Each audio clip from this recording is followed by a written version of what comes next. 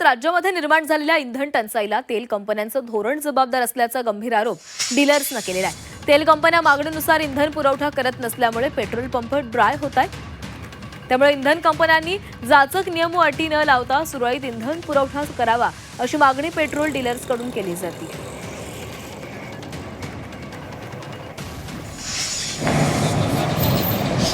झालेले आहेत। आज आपण बघितलं तर शेतीचं सीजन आहे, मशागतीचे दिवस आहेत, 15 दिवस पावसाळा यायला शिल्लक आहेत आणि शेती जर तयार नाही झाली तर वर्षभराचं शेतकऱ्याचं पीक जाऊ शकतं।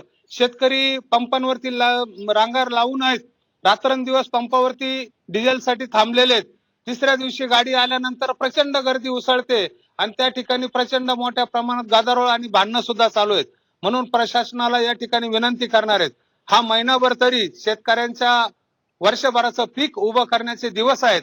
म्हणून हा पुरवठा पूर्वीप्रमाणेच जसा दररोज माल दिला जायचा पंपांना तसा द्यावा अशी विनंती या ठिकाणी करणार आहोत।